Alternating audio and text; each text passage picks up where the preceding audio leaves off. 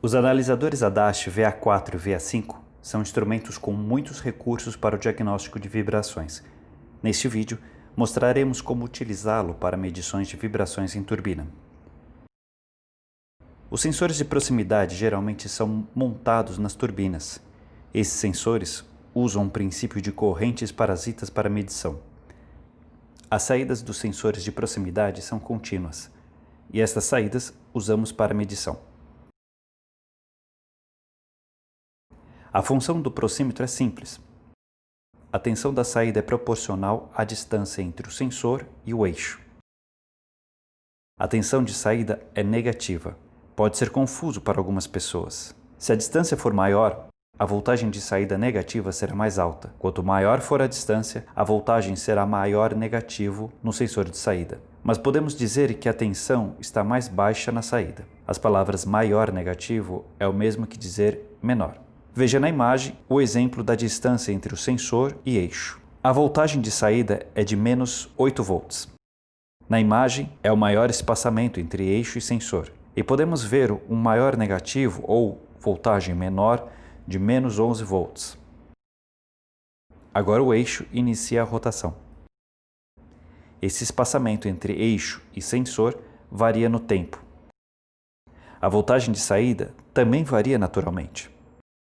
Observando o sinal, podemos ver valores maiores e menores de voltagem. Agora, mudamos a visualização para os valores de espaçamento entre eixo e sensor. Mas é um pouco confuso. O entendimento usual para medir qualquer coisa é que uma tensão de saída mais alta do sensor significa um valor físico mais alto.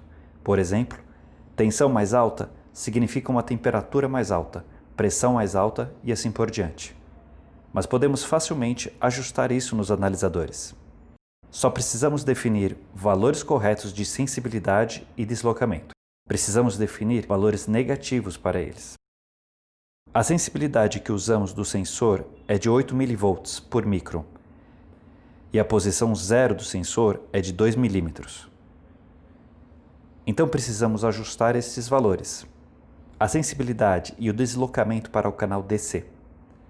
Uma voltagem de 16.000 mV, que corresponde a 2 milímetros. E apenas a sensibilidade para o canal AC. Não se esqueça de desligar o ICP. Você poderá danificar a saída de sinal com o ICP ligado. Esta é a fórmula matemática usada para recálculo.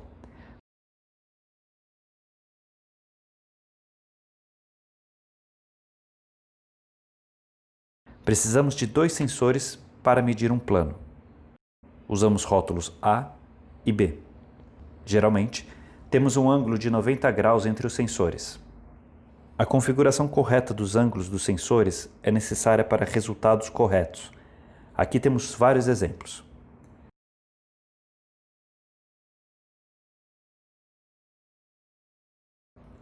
Agora eu quero explicar as marcações A e B e o sentido de rotação. O sentido de rotação é importante para algumas análises. Repare a área marcada entre os 90 graus e a direção da rotação.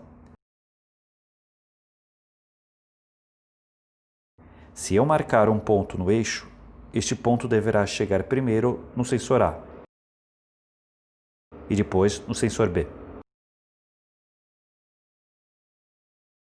O ângulo pode ter um valor diferente de 90 graus. Nós sempre usamos uma área de ângulos menor que 180 graus. Essa é uma configuração típica completa de entrada AC.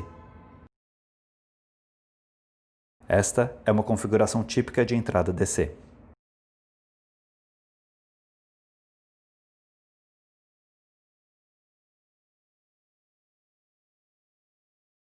A informação de fase é obtida por um ponto no eixo medida por um key phasor. Uma saliência pode ser montada ou um furo pode ser feito no eixo. Obviamente, isso será feito num plano diferente do plano que temos os sensores A e B. Outro proxímetro será usado para essa medição, como key phasor.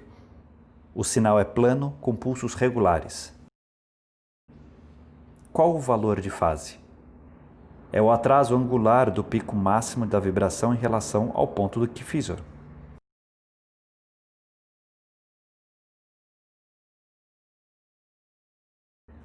Sim, acredito em você.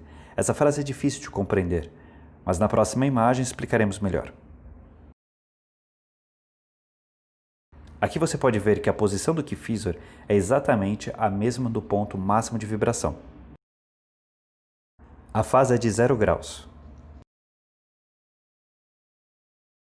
Quando o pico máximo está atrasado metade do período da rotação, a fase é de 180 graus, ou menos 180 graus, é a mesma coisa.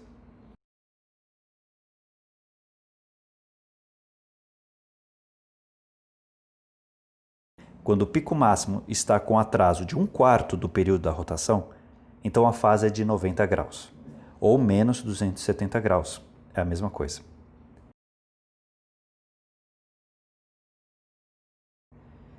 Espero que agora você entenda por completo a lógica da fase. Os dois modos de medição estão disponíveis para medição em turbina. O modo analisador é adequado para medições padrão, quando a turbina opera com velocidade nominal e vibrações estáveis. Normalmente, as medições são iniciadas e salvas manualmente. O modo de rampa de partida, run-up, é adequado para casos em que as condições e as vibrações não são estáveis. A rampa de partida ou de parada são exemplos típicos. Nestes casos, precisamos obter e salvar uma série de medições, não somente uma.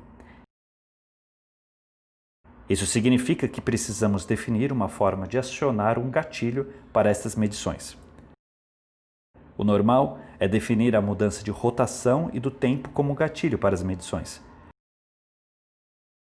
Por exemplo, nós podemos ajustar para 0,5 Hz na rotação e 1 segundo no tempo como disparo de medição. Suponhamos que a última leitura foi obtida às 3 horas, 30 minutos e 10 segundos. E a rotação estava em 24 Hz. Se a rotação atual agora é inferior a 23,5 Hz ou superior a 24,5 Hz, será realizada nova leitura.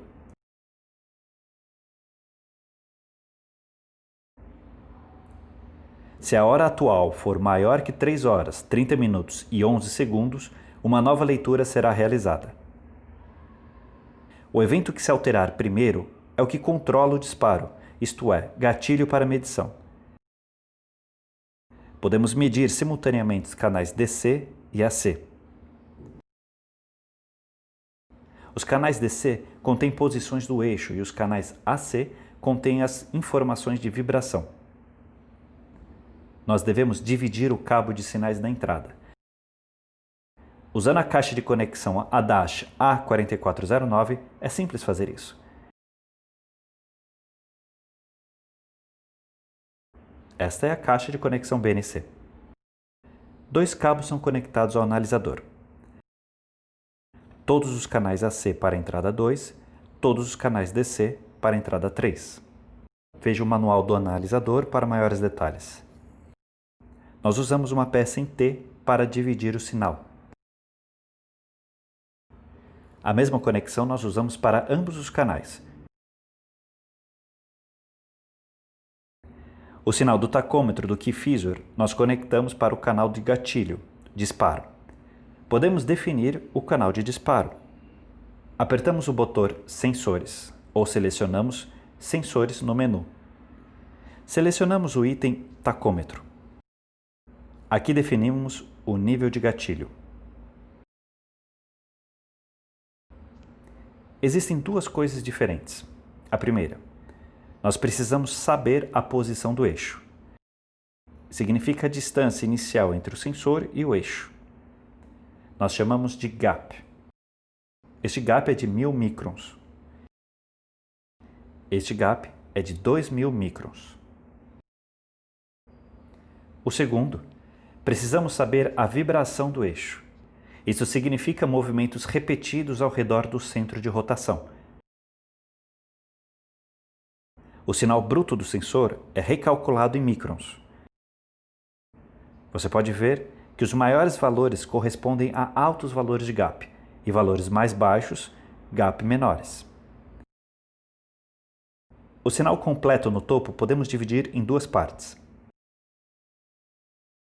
A parte DC e a parte AC. A parte DC é chamada de polarização, bias, e o valor do deslocamento. É claro que quando precisamos do valor do gap, do deslocamento, devemos remover a parte AC. Quando precisamos do valor da vibração, então temos que remover a parte DC.